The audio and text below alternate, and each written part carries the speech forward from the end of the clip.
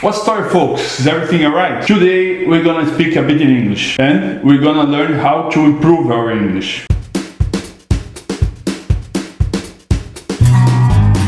This is Maria Rosa. This is Maria Rosa. She's an English teacher. She'll give us some tips to make things easier for those who want to speak English, right? Let's start then. Hi Rosa, how's it going? I'm good. Hi everybody. Tell me, where have you taught English and what have you studied to be an English teacher? Right. I did a degree in English language and literature, and then I went to Ireland and I lived there for a while, and I did a couple of TEFL courses, and I also did a master's degree in TESOL, which is teaching English to speakers of other languages. And I worked in Brazil. I worked in private and public schools, both primary and secondary schools. And in Ireland, I taught for CEDA for 4.5 years. I love her accent. You talked about teaching in Ireland. How did you find teaching English to people from different nationalities? Teaching in Ireland was it was very different from teaching in Brazil, but it was very interesting because it's much easier to understand English if you're exposed to the language. So I remember, let's say if we had a situation, we didn't have to imagine it very much, because if I said, oh, let's imagine we are in a restaurant, next day students would go to a restaurant and then come back and tell me, oh teacher, we did this and that we learned yesterday.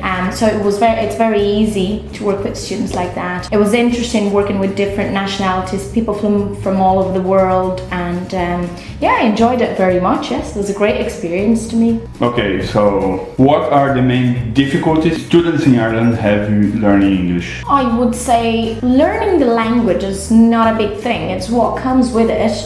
So students feel very lonely, they're far from their family members, that part is difficult, I think. I think it's much easier than if you are in your country, if you have people who speak in your language, the challenges are much bigger. If you have to do anything, if you have to go to the supermarket or anything like that, it has to be done in English, so that makes it easier to learn the language.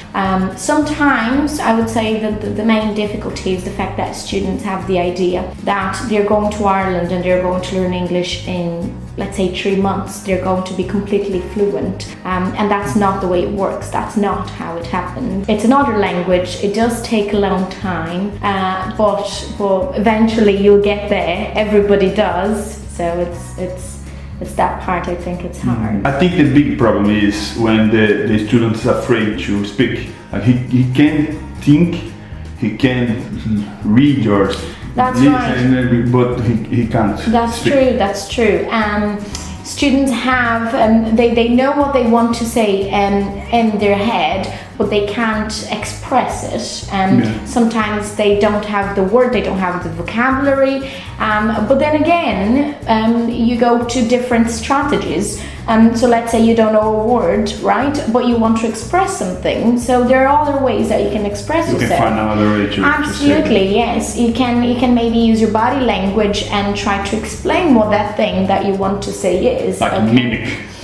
Yes, could be. For example, if you want to say that you went out with your friends and you drank a lot and you had hungover, right? And you don't have the word hungover, but then you can say, well, when you drink a lot and the next day you were feeling bad, you're thirsty, and you drink a lot of water, they will know what it is, and they will tell you hungover, and you go, yes. So that's up to you to remember that word that you've just heard. Could you give us some tips on how to improve your English? Yes, everything you do is very, very, very important. Everything.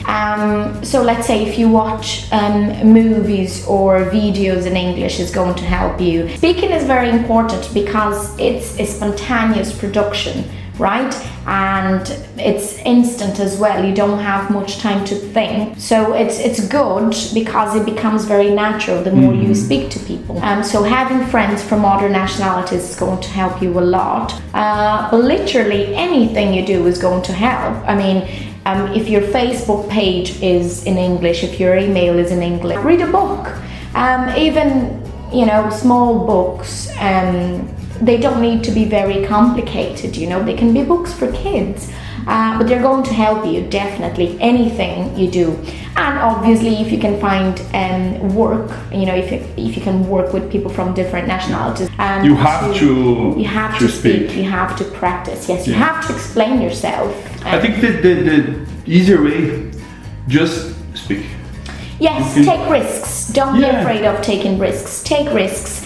Make mistakes. Make mistakes. They're absolutely the best part of your learning process, is the fact that you make a mistake and you're mature enough to go back and improve that. Alright guys, now I think you should study and you will figure out that English is not hard to learn. You just need to study and practice as much as you can. So, if you liked this video, just press the like button down here. If it's your first time here, my name is Mario, I'm Mario in Europa. In this channel I give some tips about studying abroad and I show my trips around Europe as well.